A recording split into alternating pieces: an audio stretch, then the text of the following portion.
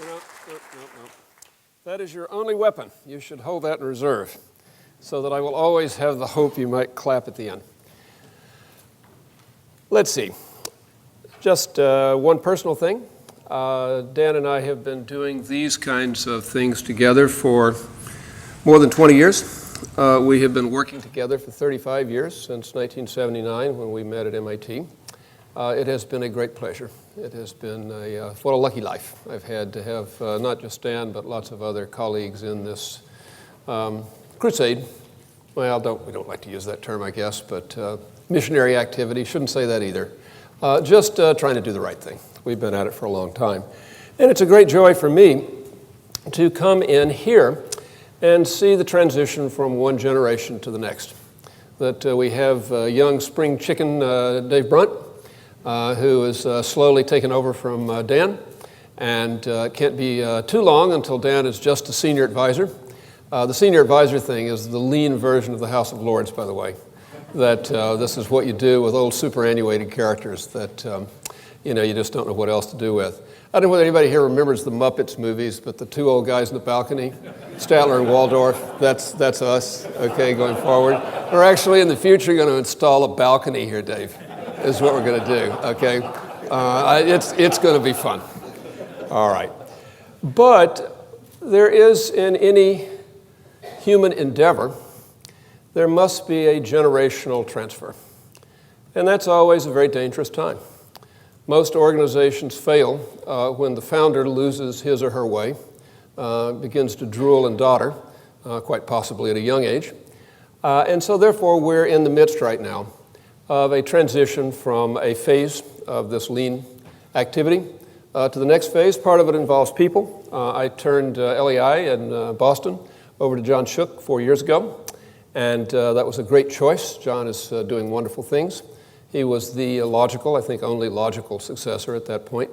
And Dan is turning LEA over to Dave, and this is going to be a great thing. But for our movement, more broadly, we also are at a transition in a way that Dan and I are now the old guard. We're the old generation. There was a guard before that, which is really, I suppose, between us and the Ono generation. And then there's the Ono generation, the true founders. By the way, the story there, if any of you are interested, The Birth of Lean, which is a book that Taka Fujimoto and Koichi Shimakawa did interviews with Ono and Eiji Toyota. It's really quite fascinating because it was never done as a staff activity. It was done as a line activity. That Lean was done before they had a name for it. TPS was named a name they came up with after the fact when they needed the suppliers to understand it. And the OMC, Operation Management Consulting Division, which is the Ono shock troops, was invented for the purpose of transforming the suppliers. Toyota never needed it internally. And their work was all done by line managers doing experiments. That's how they figured it out. It's pretty amazing. Line managers doing experiments and then sharing the knowledge. And then only later was it codified. Fujio Cho, now retired as the chairman, his first job at Toyota was to follow Taiichi Ono around and write down what he had learned. And Ono was violently against this, saying that it would be embalmed and would be petrified, that lean is a living thing, and he was right. I've written later that the life of lean is our experiments. That's all it is. It's our experiments and sharing our experiments. So we're now at another transition. Dan and I are going to be around for a little bit, but we don't want to run anything. And we've got the next generation. And out in the world, we're trying to make a transition from what we have been perceived to be, and in some cases actually were, to what we need to be for the next era. So I'm going to talk about that just for a few minutes. Some ideas, because you're going to be there. I'm not. Look, I'm not checking out immediately, but you're going to be there. You're all younger than I am. And you're the ones in the next generation who have to think about how to carry this on. So I've got a couple of ideas for that and just want to talk about them. Look, my general feeling is that the problems we are dealing with simply refuse to go away. Out in society, at least in my view, there is a value creation crisis. That all of the big enterprises that we have created to create value for customers have a very high ratio of waste to value. And it's not getting better. And then we wonder why our societies are stagnant. And by the way, economists have absolutely no way to frame this, that they talk about something called gross domestic or gross national product. And if you look at it, about 2/3 of what they count as gross domestic product is actually waste, rework. You go to the hospital system and, I don't know, 1/3 of what they do is rework. That's all counted as G&P. Recalls. Cars are being recalled all over the world all the time, boosting G&P. Total waste, right? So that there just isn't a way out in the public space to even frame this. I did a little essay in the Gimbal Walks book about calculating gross national value versus gross national waste. And if we aren't shifting the balance, we're not getting anywhere. So that's where they are. These problems are not going to go away. Actually, the waste problem is getting worse. So we've got plenty to do. The question is how we, in this next generation, can do it. We had a little bump in the road with Toyota. We've been far too dependent for far too long on Toyota as our poster child. It is a wonderful thing, Toyota. But 4 years ago, the wheels came off the car. That wasn't actually the reason for the recalls, but they did slide off the road and into the weeds. I think they've done a wonderful job of regrouping. Akio Toyoda just said 6 words when he took over as president. Number 1, back to basics in terms of management, and build interesting products. Toyota had sort of prided itself on building boring products. And at a point when others were matching their quality and their durability, you better do something. Yesterday in LA, they unveiled their fuel cell car. Is that the new Prius? Who knows? The market in Japan thought it was, and Toyota stock jumped. Long, long road to hydrogen-powered fuel cell cars. But maybe they got it. They've spent billions and billions. They are very good engineers. So I was afraid that when Toyota went in the weeds, we might just lose our momentum. But in fact, I do not detect that, and Toyota's now doing fine again. So we still got one poster child. But if we're going to be successful in every industry, in every country, and in every function within every department in every company, we've got to have something to point to say this is proof of concept. We're not saying this is the best anything could ever be, but if you, the world, can't think of anything better, just do this. So that's where we are. So let me take a few minutes to talk about some things that are lying right in front of us that you could play a role in, that you could actually put your shoulder to, but requires thinking in a little bit different way. And the economics of just how to do this are not obvious. We're all used to the consulting model. Many of you know how to make money selling lean.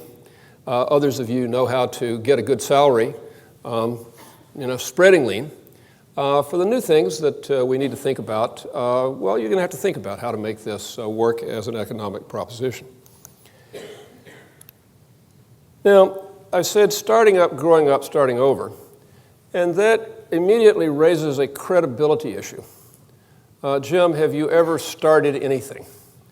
And the answer, yes, I did twice. I started the Lean Enterprise Institute in 1997, which was a near-death experience, a shockingly incompetent act.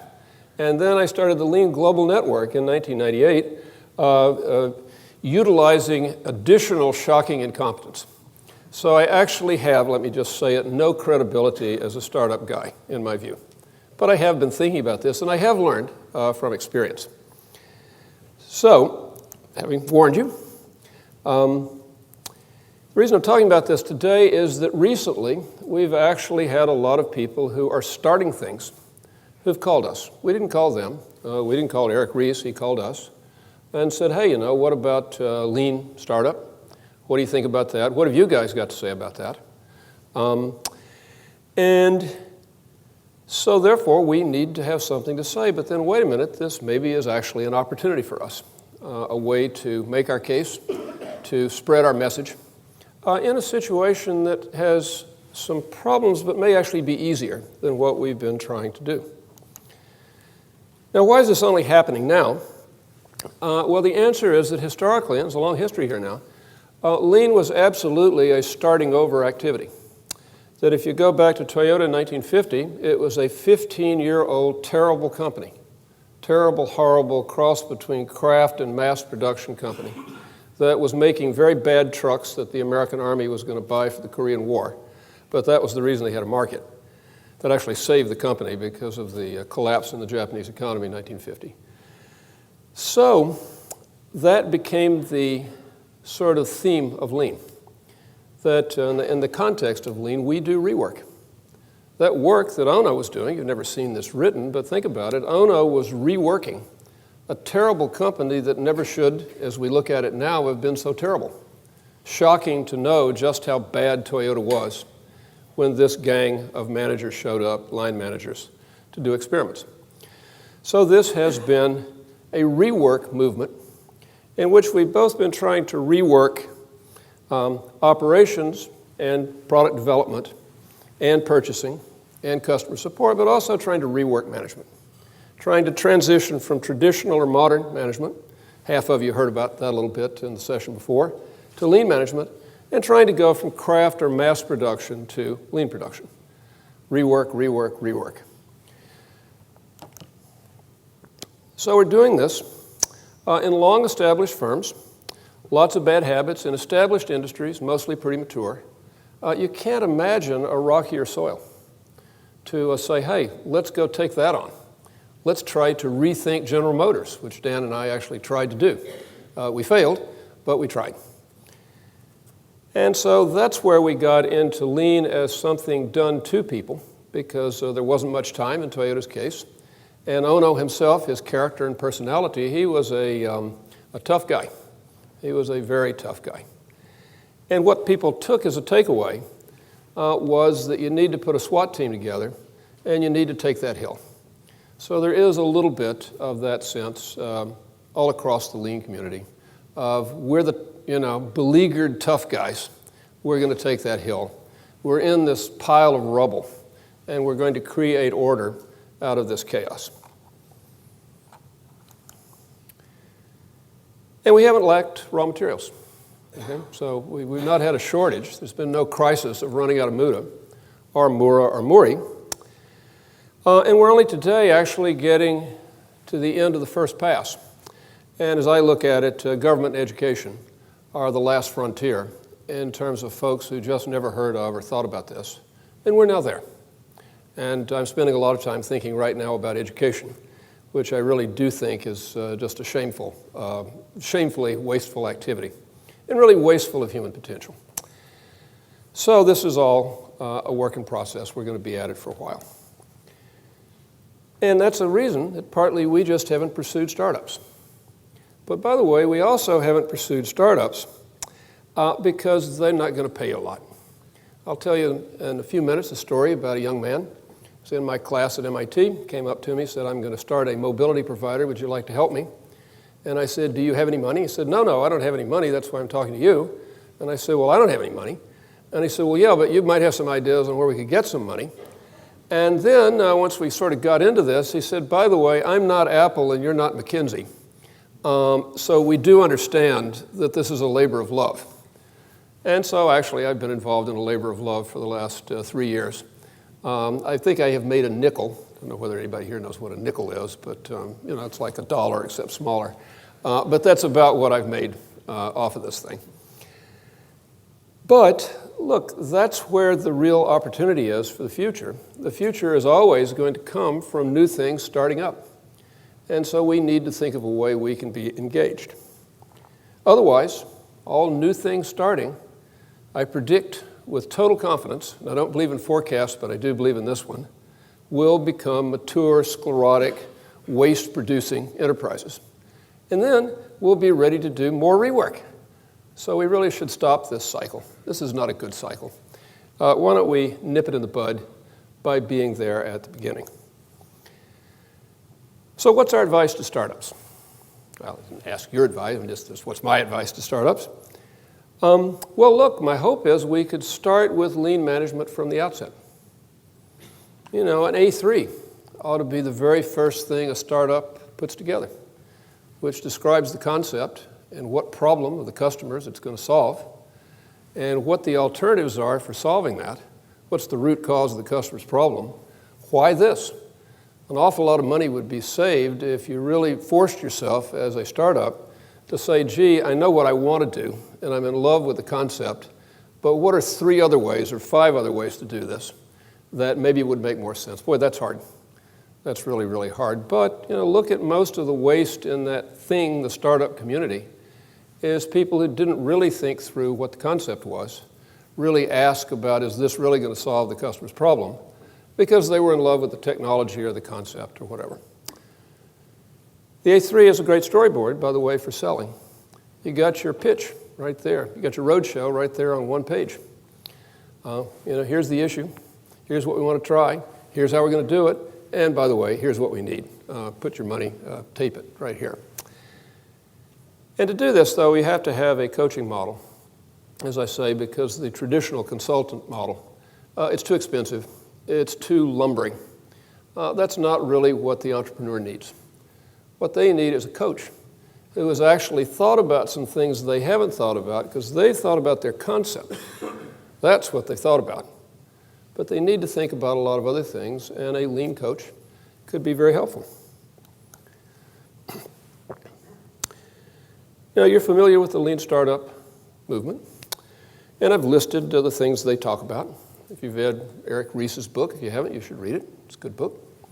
Simple stuff: minimum viable prototype, save time and money, quick testing, fail fast, cheap, rigorous PDCA, so you're not lying to yourself, and validated learning, so that you know whether you've really got something that is going to take off, or maybe you need to pivot or abandon ship.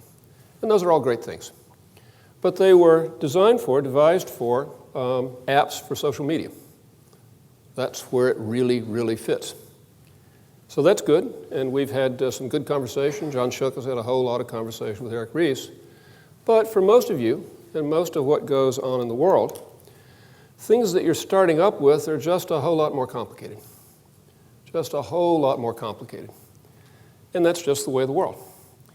I've got two examples here that have come our way when I say our, LEI. The first one is someone who came in and said they wanted an alternative way to sell fast-moving consumer goods.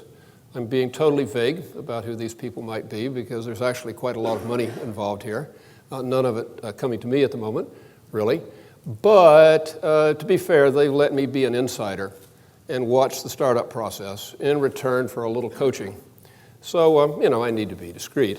And then second is a mobility provider. And this has all come up in the last year or two. Been very interesting. My first experience, except for trying to start LEI and LGN. This is my knowledge base right here. So just to look at these just for 1 second, fast-moving consumer goods. This is in the USA. By the way, a sobering conclusion on the part of the entrepreneur that in the USA there are going to be a few more rich people and a lot more poor people coming. That in fact society is going to get drugged down, that the basic fundamental value creation engine is just not running. And so, as this person cheerfully said, I need to make money on poor people. Need to figure out. And by the way, he didn't mean rip them off, didn't mean steal from them. They just said, if I'm going to make money on poor people, I have to have a proposition that is fundamentally lower cost because it has to have lower price or they can't buy. It's that simple. By the way, in dealing with this situation, I've been out in the parking lot out in the USA watching very poor people coming into the test stores and loading up their vehicles. And on 2 occasions, completely unsolicited, they thought I was part of the startup team. And the person came over to me and wanted to give me a hug and said, now my family can eat for the whole month. And it's, whoa, I about melted. But I didn't know whether to laugh or cry or do what. But there it is. So this is an entrepreneur who is solving a customer problem. A customer who doesn't have enough money to get through the month at current prices for fast-moving consumer goods. Okay, there it is. So that means we have to think, what about cost? And by the way, the fast-moving consumer goods, they're not different. They're commodities. They're purchased from others, and this is simply a method for conveying those commodity items to people who don't have much income. And so what we've been doing is creating a lean, low-cost fulfillment system, greenfield, with greenfield stores, greenfield DC. No, nothing old. We can just do whatever. But we have to do it in a way that costs a lot less. And by the way, they're doing it. I'm just doing a little coaching on the side.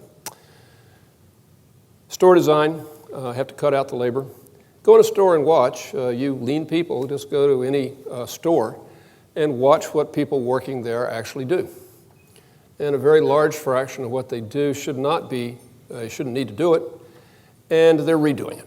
So there's a tremendous amount of rework and a tremendous amount of unnecessary labor. It's right in front of you. If you can't see it, you really need to go back to the lean optician and get your eyes tuned up. And the same thing in the DCs. I go into DC, most any DC, and most of what's going on there is waste.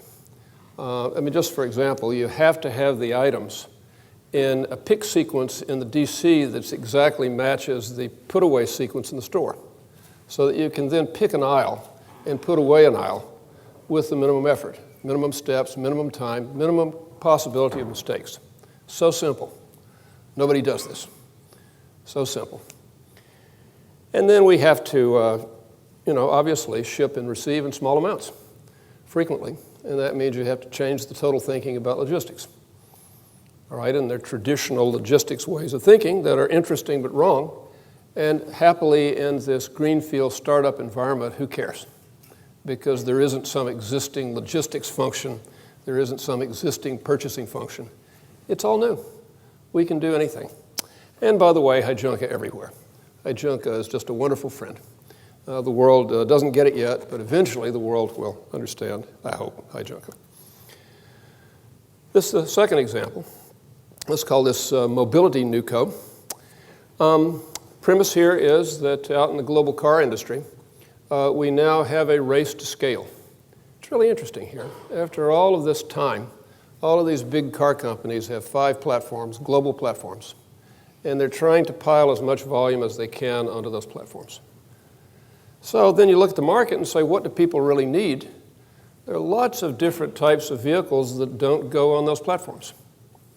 And those little niches, they just don't compute in terms of big car company thinking. Because, wait a minute, people want 40,000 a year of these. We want to sell 2 million a year. So whoever's looking for 40,000 is out of luck. I don't know, build it yourself, get a kit. So that's what we call the white spaces in the mobility market. And the distribution system, have to be careful here. John Kiff's sitting over here, Dave's over here.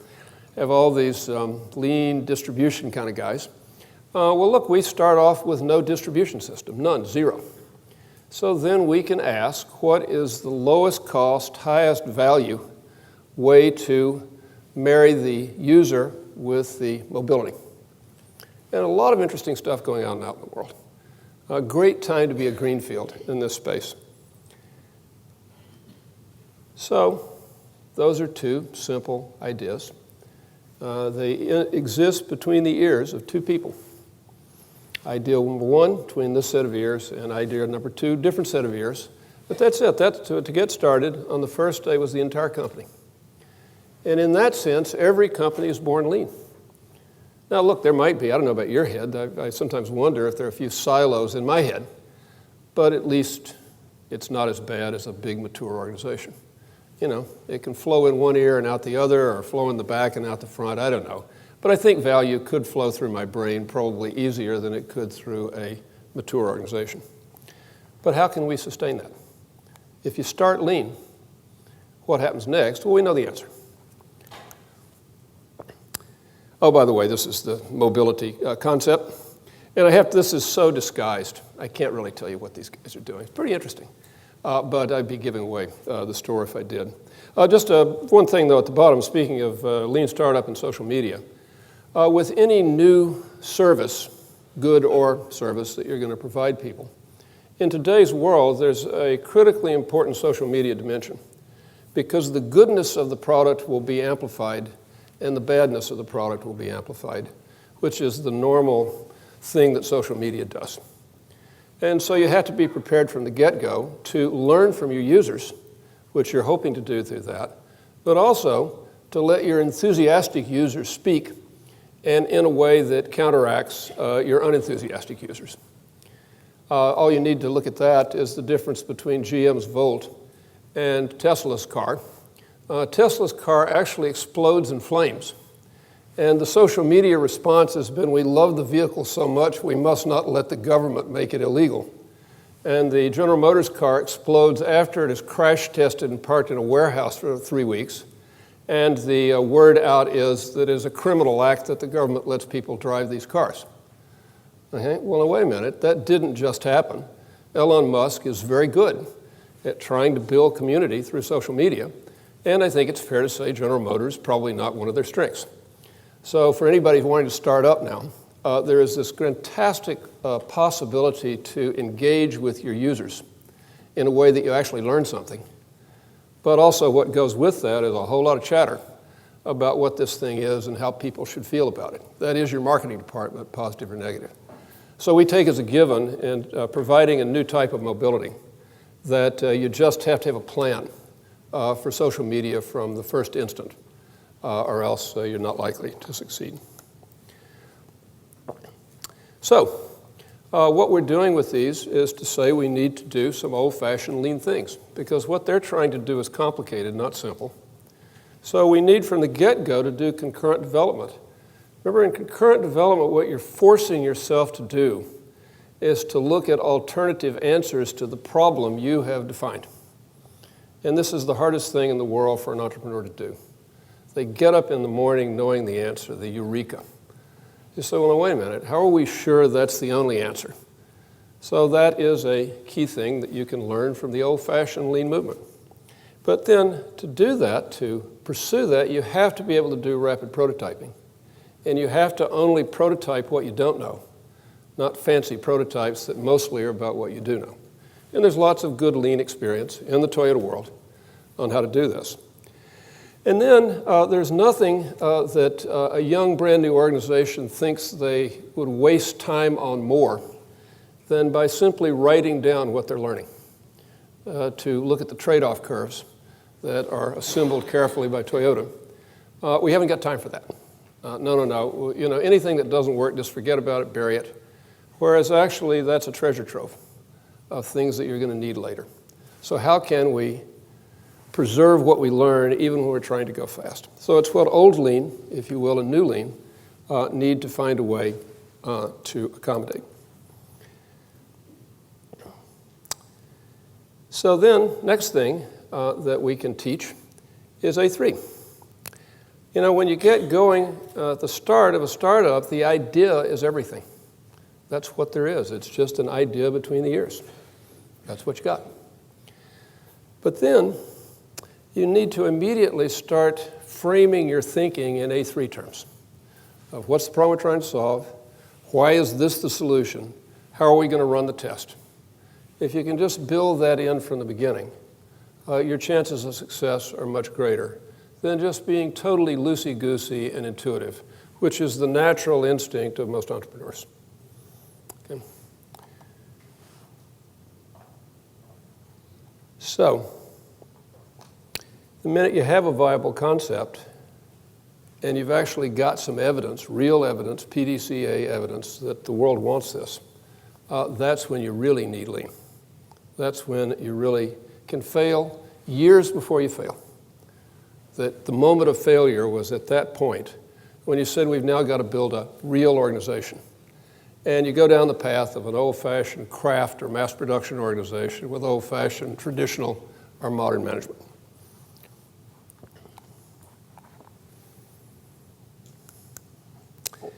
So that's when we need to talk about an enhanced product and process development process. You heard me right, a product and process development process. Please don't ever talk about product development without talking about process development. One half is the engineering, if you will, on the front end. The other half is the fulfillment on the back end. And the way to get them right is to do them at the same time at the beginning. And we know how to do this. Most entrepreneurs have never thought about this, but we know how to do this. Chief engineer. When you need a chief engineer is when a startup has more than one product, because the chief engineer in a startup invariably is the entrepreneur. That's the chief engineer. And as long as you got one product, you're okay, sort of. But the minute you got two, you've got all the silo problems, because now you got an engineering department, an operations department, a purchasing department. If you went out to Tesla right now, I haven't done this, I'd really like to do this. Is there anything the least bit lean about Tesla beyond the concept. Really interesting. They're doing very well. But as they go forward, by the way, they're in the old NUMMI building, the old GM-Toyota joint venture building in Fremont, California. That's Tesla. There they are in this old car plant. Is there anything that was at the level of what Toyota put in there in the Toyota era? And I haven't been. I'd love to go. If anybody knows how to get an invite, I would love to do it. So, however, this is the time to put in place a real chief engineer system. Couldn't resist bringing this. This is John Shook. John will not forgive me, perhaps, but then again, maybe he will. This chart, John's been using this chart for 20 years. And this is his chart about chief engineers at Toyota. It's a very interesting chart because look at who the verticals are, which, by the way, on his chart, they don't line up. This is not my fault. This is an original. This is a historical artifact. So we got a chief engineer for Corolla, for Camry. Don't know they make Celica anymore. It's an old chart. But anyway, for each product platform, I was talking before about the 5 platforms every big car company has. So I got a chief engineer. But on his chart, who's the chief engineer talking to and trying to reconcile, trying to deal with the contradictions? Well, it's the contradictions between body engineering, interior design, chassis engineering, electrical system engineering, and prototype engineering. Where did manufacturing engineering, industrial engineering, operations, purchasing, sales, where did they go? The fact is, in the old Toyota chart, they're not there. Chief engineer doesn't mess with that. And the reason they didn't have to was that Toyota was the best at all those other things. And you could, with confidence, give your product to these other functions. But most organizations and no startup has that luxury. So time to enhance what the chief engineer does. They need to be thinking end to end and pulling out the contradictions and surfacing them, which are certain to be there. They're there in all products. So anyway, it's just talking about end-to-end value stream. You can read the text on that. By the way, a whole lot easier if you're ever going to do this. The time to do it is just when you're at the inflection point to start to grow. It'll never be easier. It will always be harder. That's some help we might be able to give to some entrepreneur. Same thing on customers. Most new products these days will encounter failures in use. What's really interesting is software gets into more, if you will, molecular products. The failures become much more significant. I just got a new iPhone yesterday. That's not an ad yesterday when I got on the plane the other day. And you know, I'm not going to be upset if it doesn't work quite right. The functionality is so wonderful when it's working that I'm tolerant. And that's always been the story with Apple products. They don't work quite right at launch. But you can't do that with a lot of other products. You can't have a fast-moving consumer goods chain that's putting dangerous products on the shelf. You can't have a car company that's incinerating their customers and saying, oops, nobody's perfect. Really feel bad about that, and we'll get it right soon. You really can't survive doing that. So therefore, there is this need to have a different way of engaging with the customer, who, by the way, in the nature of things, when you got software in your product, your customers are your test pilots, because no one usually can run all of the possible things that can happen in software. It's there waiting, hiding, waiting for you. Somebody's going to discover it. What you want is for them to tell you immediately, tell you as the provider immediately about this, so that you can go into a resolution loop before anybody else gets hurt or anything else goes wrong. It is a fact. I've dealt with some entrepreneurs. They have no interest in the processes behind their idea. They actually don't even have any interest in product development. They've got an idea. They're on fire. They know how to talk. They know how to raise money. They're able to get rich people to give them some of their money. But when you say, gee, let's talk about the processes that undergird your organization, they start to glaze over. So that's when you need your lean coach, who can help you do something you don't want to do and you're not any good at doing, which is think through what a lean organization would look like rather than the default, which is a modern management mass production organization. That's where you will wind up if you don't have a coach. Some of you could be that coach. And look, suppliers and customers, as you start in a little business, your suppliers are always bigger than you are, and you're not threatening them, and you can't browbeat them. So why not collaborate with them? Why not, from the beginning, say, let's look at your process for serving us and our process for using you, and see if we couldn't get off on the right track from the get-go. And yet, we don't see much evidence that this happens. And then customer management, finally. Collaborative design from the outset, if you have the right stance, might be possible with your customers. Much harder to retrofit it through rework once you grow in the wrong direction. And then you need a management system. Okay, now look, I suggested just the A3 on the first day, because that's simple, you can do it. But before you go very far, you need Hoshin. And the most important thing probably Hoshin planning does is deselect things that you aren't going to do. Deselect things that you aren't going to do. I look a lot at the more mature innovators that are out there right now, like Jeff Bezos at Amazon, and I think, my gosh, why do they not have any Hoshin? These guys are going off and diving into a million things, none of which they know anything about, predictably will fail. There's no Hoshin. There's no discipline to deselect. That's a fatal error, or it could be easily. Of course, A3 analysis. And then daily management for stability and improvement. What the world truly lacks is daily management at every level for stability to immediately detect variation and get back on path, and then to steadily improve. And we know the methods. We in the lean community know now about daily management, what it looks like, how you do it. No one in the startup world has ever heard of such a thing or has any interest. Great opportunity for minds to meet. And then the bottom thing, the biggest thing that an entrepreneur worries about once you get in growth mode is where to get the managers who think like you do and behave in a compatible way so you can grow fast. By the way, Toyota knows all about this because that's where they went in the weeds. In the decade of the 2000s, they were determined to be number one, I think because the Toyota family wanted to be number one. Can't imagine any customer had any interest in that objective.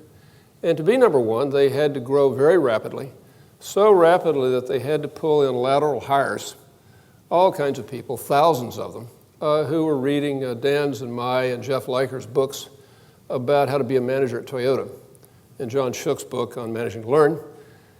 You know you're in big trouble when you're teaching managers how to manage by telling them to read books.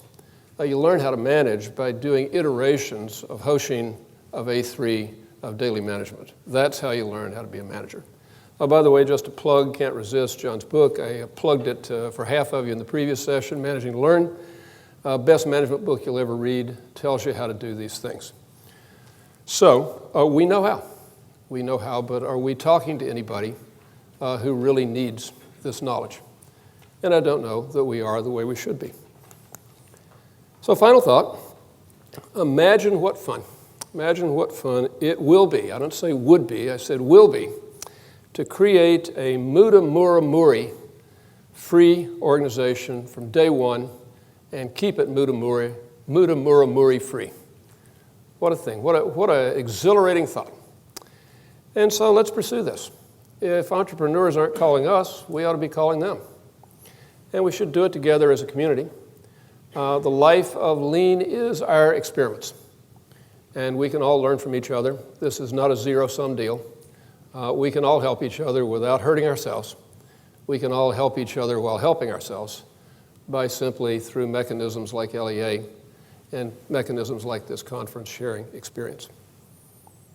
So if we can teach startups to grow up, startup to grow up, lean, we can avoid the rework of starting over. And that would be a glorious thing. Now, wait a minute, that was a final thought. Here is a post-final thought, because I had more time on the airplane, you understand. We're not there yet. Oh, well, in that case. As I say, but wait. Actually, mature enterprises, those horrible things that you struggle with all the time, are actually starting over all the time with every new generation of product. Every new generation of product is an opportunity, generally not taken, to start over. And right now we're working, first time I've done this, with one of our co-learning partners, where we've done what we call Lean 1.0 on an existing product and an existing production operation. And we're doing a great job. We're just doing that Toyota magic. We're in no doubt about this is going to work. And as we do that, we're trying to recreate their management system. That's our actual objective. But we're taking an existing product with existing people in an existing place or places and doing the best we can. But every time you move to the next generation, and they're now ready to move to the next generation, say, gee, couldn't we create a new product that gives us the opportunity to introduce a lean product and process development process?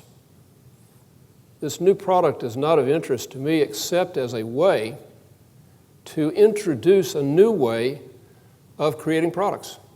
And by the way, a new way of doing fulfillment and a new look at the footprint.